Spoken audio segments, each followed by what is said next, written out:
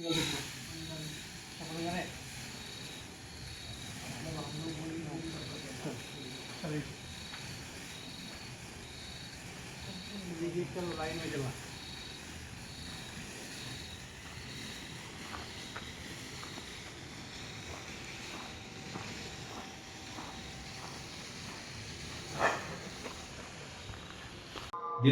27/12/2024 रोजी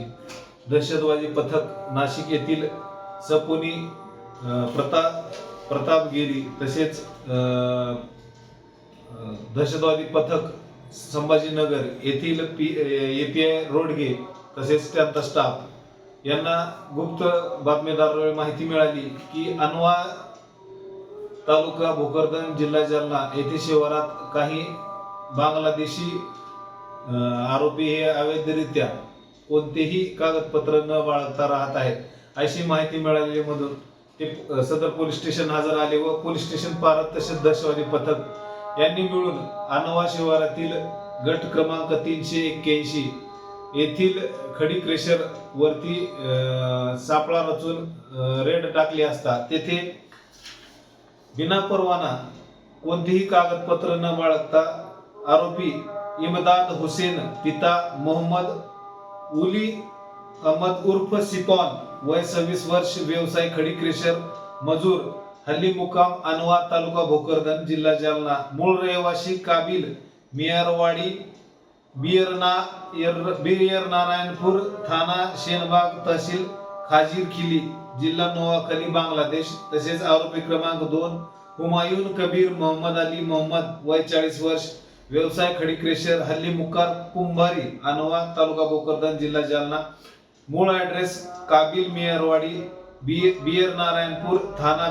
शेनबाग तहसील काजीर खिली जिल्हा नोआखली बांगलादेश तसेच आरोपी क्रमांक 3 मानिक जैनुलदीन खान वय 42 वर्ष खडी व्यवसाय क्रेशर मजूर राहणार कुंभारी अनवा तालुका भोकरदन जिल्हा मूळ रहिवासी बेपारी मुंशी कंदी तहसील चारचांद थाना बेदरगंज जिल्हा शोकीनपूर हे मिळून आले असून त्यांना ताब्यात घेऊन विचारपूस केली असता त्यांच्याकडे कोणतेही अवैधरित्या कागदपत्र मिळून आले नाहीत तसेच त्याची इन्क्वायरी केली असता त्यांच्या मोबाईलमध्ये बांगलादेशमध्ये संपर्क साधलेले मोबाईल नंबर मिळून आले तसेच ते आपल्या गावातील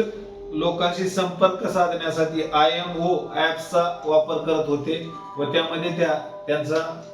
तेथील कॉन्टॅक्ट ही मिळून आलेले सदर आरोपींना ताब्यात घेण्यात आलेला आहे। पुढील कारवाई सुरू असून पोलीस स्टेशन पारद येथे गुन्हा रजिस्टर 257/2024